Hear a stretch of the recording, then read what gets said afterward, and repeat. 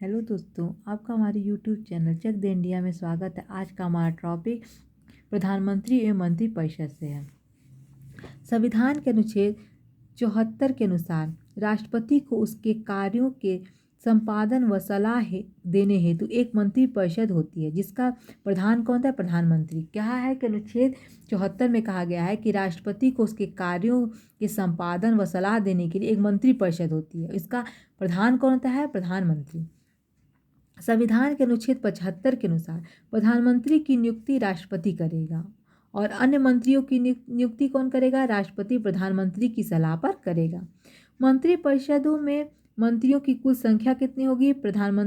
मंत्रियों की कुल संख्या जो है वो प्रधानमंत्री को शामिल करके लोकसभा के कुल सदस्यों की कुल संख्या के 15% से अधिक नहीं होनी चाहिए। जितने भी मंत्रिपरिषद जो हैं में मंत्रियों की कुल संख्या जो है वो प्रधानमंत्री को शामिल करके लोकसभा के जो कुल सदस्य हैं उनके जो कुल सदस्यों की कुल संख्या का जो है 15% से अधिक नहीं होना चाहिए। ये कब कहा गया था? तो 91वां संविधान संशोधन 1900 अधिनियम जो था 2003 में कहा गया था।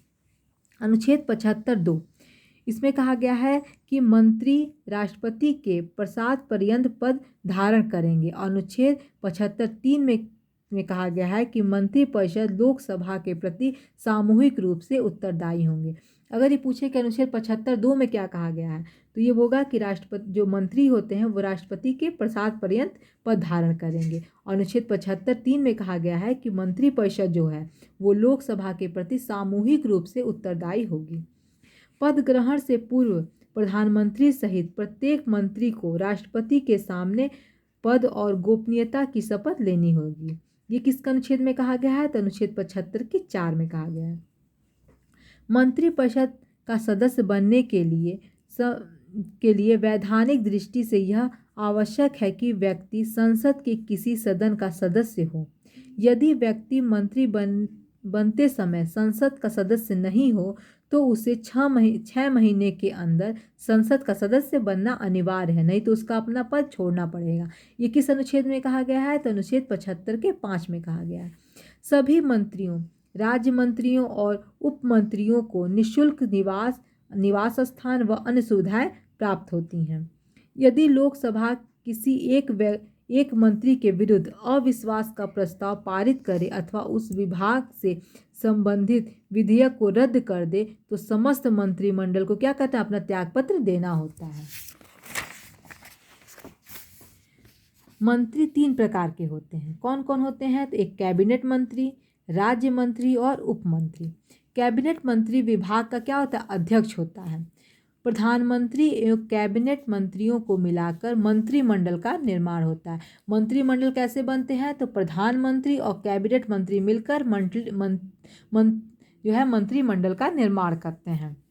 प्रधानमंत्री लोकसभा का क्या होता है? नेता होता है। वह राष्ट्रपति को संसद का सत्र आहूत करने एवं सत्रावसान करने संबंधी परामर्श देता है।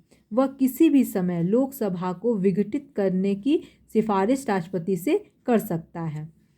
प्रधानमंत्री सभा पटल पर सरकार की नीतियों की घोषणा करता है। प्रधानमंत्री क्या करता है? सभा पटल पर सरकार की नीतियों की घोषणा करता है। प्रधानमंत्री नीति आयोग, राष्ट्रीय विकास परिषद, राष्ट्रीय एकता परिषद, अंतर्राज्यीय परिषद तथा राष्ट्रीय जल संसाधन परिषद का अध्यक्ष होता है। अगर ये बार बार क्वेश्चन पूछता है कि प्रधानमंत्री किसका अध्यक्ष होता है, तो प्रधानमंत्री जो होता है नीति आयोग का, राष्ट्रीय विकास परिषद का, राष्ट्रीय एकता परिषद, अंतर्राज्यीय परिषद, राष्ट्रीय जल संसाधन परिषद का ये अध्यक्ष होता है। प्रधानमंत्री राष्ट्रपति व मंत्रिपरिषद के बीच संवाद की मुख्य कड़ी है। ये किसमें बताया गया? अनुच्छेद 78 में। प्रधानमंत्री राष्ट्रपति को विभिन्न पदाधिकारियों जैसे भारत का महान्यायवादी, भारत का नियंत्रण एवं महालेखा परीक्षक, संघ लोक सेवा आयोग का अध्यक्ष एवं उसके सदस्य, चुनाव आयुक्त, वित्त आयोग का अध्यक्ष एवं उसके सदस्यों एवं अन्य नियुक्ति के संबंध में परामर्श देता है। प्रधानमंत्री किसी मंत्री को त्यागपत्र देने अथवा राष्ट्रपति को उसे बर्खास्त करने की सलाह दे सकता है। वह मंत्रिपरिषद बैठक की अध्यक्षता करता है तथा अपने पद से त्यागपत्र देकर मंत्रिमंडल को बर्खास्त कर सकता है। प्रधानमंत्री मंत्रिपरिषद का प्रमुख होता है। अतः जब प्रधानमंत्री त्यागपत्र देता है अथवा उसकी मृत्यु हो जाती है तो अन्य मंत्री कोई भी कार्य नहीं कर सकते। अगर जो अपना त्यागपत्र दे दे और उसकी मृत्यु हो जाए तो कोई मंत्री कार्य नहीं कर सकते हैं। और इन शब्दों में कहा जाता है कि प्रधानमंत्री की मृत्यु अथवा त्यागपत्र से मंत्रिपरिषद स्वयं ही विघटित हो जाती है और एक शून्यता उत्पन्न हो जाती है।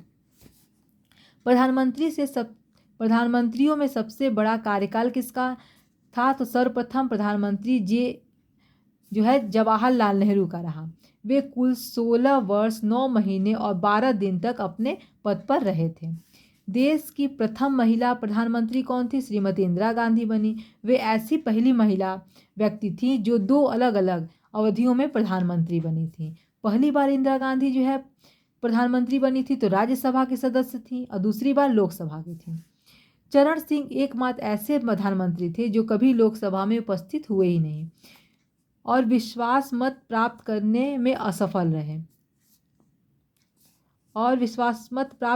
असफल होने वाले ये जो थे चरण सिंह जो थे एक ऐसे प्रधानमंत्री थे जो कभी लोकसभा में नहीं उपस्थित हुए थे। और विश्वास मत प्राप्त जो है असफल होने वाले कौन प्रधानमंत्री थे? तो एकमात्र से विश्वनाथ प्रताप सिंह। एक कार्यकाल में सबसे कम समय तक प्रधानमंत्री के पद पर रहने वाले प्रधानमंत्री कौन थे? अटल बिहारी वाजपेयी, जो कि मात्र 13 दिन तक एक ही कार्यकाल में मात्र 13 दिन तक ही प्रधानमंत्री बन पाए। कैबिनेट मंत्रियों में सबसे बड़ा कार्यकाल किसका था? तो जगजीवन राम का था, जो लगभग 32 वर्ष तक जो है केंद्रीय मंत्रिमंडल में रहे थे। सबसे लंबी अवधि तक एक ही विभाग का कार्यभार संभालने वाले केंद्रीय मंत्री कौन थे? तो राजकुमारी अमृत कौर थी। मंत्रिमंडल सचिवालय क्या है?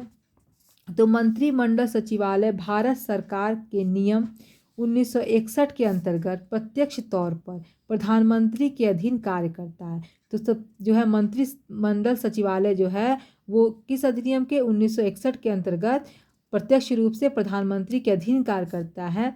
इसका प्रशासनिक प्रमुख कैबिनेट सचिव होता है। इसका प्रशासनिक प्रमुख कौन होता है? कैबिनेट सचिव होता है। कैबिनेट सचिव सिविल सर्विसेज बोर्ड का पदेन अध्यक्ष होता है।